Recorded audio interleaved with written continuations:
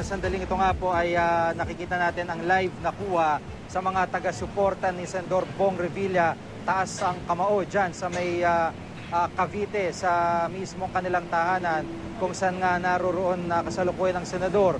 Kabilang na po ang kanyang mga kamag-anak at buong pamilya at mga taga-suporta na malalapit. Patuloy ang dating nitong kanyang mga taga-suporta na naglalakad sa mismong harapan ng kanilang bakuran at yan, dyan po nagtitipon-tipon.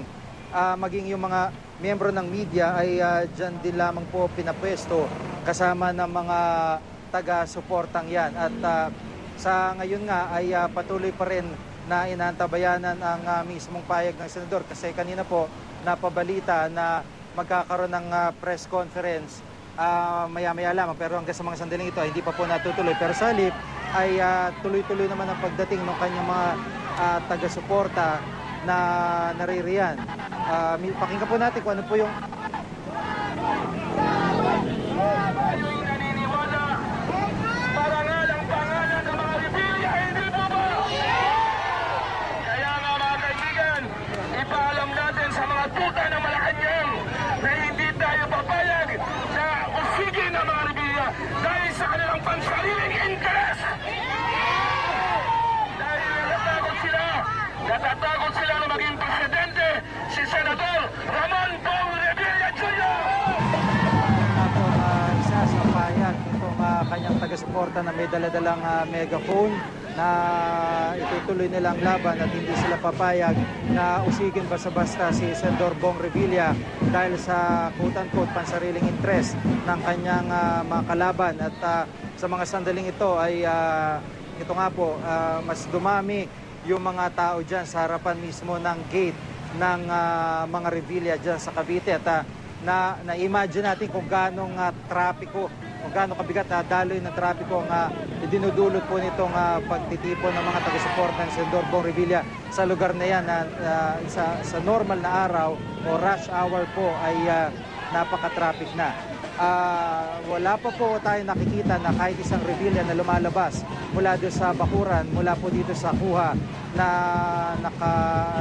mataas na camera po ng GMA News at tanging mga taga-suporta din ng senador at yung iba po dyan ay mga lokal na leader, yung pong nandun lamang sa loob din ng bakuran. At ito pong mga residente ay patuloy na nagtitipon dito. Iba, nakikita natin, no, mukha po mga naka-uniforme pa kung saan man sila nagtatrabaho at tila pauwi pa lamang na kanilang bahay at dumaan na dito sa pagtitipong ito ng mga taga-suporta ng senador. At siguro maganda makita rin ho natin yung kanang bahagi kung anong traffic, kung gaano sitwasyon yung trapiko naman yung idinulot dito. Maya po, papakita po natin yan, yung sitwasyon dyan. Kaya sa mga motorista, nagbabalak po, nakamonitor at dadaan po sa area na yan, siguro maghanap po kayo ng ibang malulusutan o ibang ruta dahil sigurado may ipit kayo sa nakikita nyong pagtitipon ng mga kababayan natin dyan sa may bakuran ng mga Revilla. At natabayanan pa rin ho nila, no? Pati sila nag-aantabay kung sino sa mga Revilla yung lalabas. Pero sa nakikita natin, sa kabila po ng gate ay mga nanonood ding taga-suporta ng mga Revilla ang nakaantabay din at nakikinig dito po sa sinasabi naman ng kanyang mga taga-suporta na nasa labas. Sa ngayon wala po tayong nakikita na movement maliban sa parang mga nakaharang na taga-suporta niya sa loob ng bakuran. Ito, nakikita natin yung bus. Sigurado hindi na ito makakalusot kagad.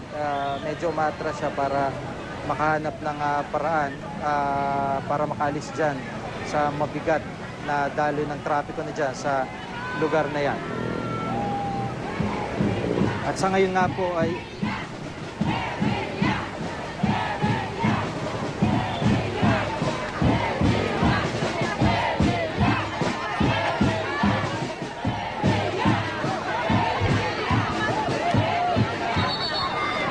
uli tayong nakikita na sasakyan na papasok, isang SUV ho ito, papasok ulit sa gate ng mga Revilla at gumagapang sa gitna po ng mga tao na nandyan na po, nakaharang na sa mismong gate. At naririnig naman natin na patuloy po ang pag-chant, pagsigaw ng mga tao ng pangalan, apelido ng mga Revilla. Ito pinapasok itong mga taga-suporta, no? Tuloy-tuloy na sila. Ito po live na po ito ng GMA News sa Cavite. Ito tuloy-tuloy na pumasok ng compound ng mga Revilla. Yung karaniwang saradong compound ng mga Revilla dyan sa Cavite ay binuksan po sa mga residente dyan at mga lokal na taga-suporta upang magbigay suporta sa kanilang kababayang senador. Dahil ngayong hapon nga po ay naglabas sa resolusyon sa Sandigan Bayan na may probable cause para ituloy ang kasong plunder at graft. Hindi lang kay Senador Bong, kundi sa iba pang lumagpak yung kaso sa First Division ng Sandigan. At yun nga po kanina, nakita na natin yung draft ng warrant of arrest. Bagamat hindi po ito na pirmahan. Kaya ayon na rin kay Attorney Joel Bidugon, abogado po sa Senador Revilla, ay bukas aabangan nila itong pag-i-issue ng warrant. At kanina nga po nilinaw din sa Sandigan Bayan na bagamat kumbaga klarong-klaro na talagang patungo na sa pag-aresto ni Senador Revilla, hindi naman daw pwedeng pumunta dito ang senador para ipresenta kanyang sarili dahil wala silang pagbabasehan para ikustodiya o hawakan si Senador Bong Revilla. Antabayanan niyo po karagdagang ulat ni Marisol Abduraman mula sa Cavite. Kaugnay pa rin ang pinakabago development na ito na pagpasok naman ng mga taga-suporta ni Senador Bong sa mismong compound ng mga Revilla. At yan po, mabibilis sa balita at impormasyon sa mga oras ito. Magandang gabi po.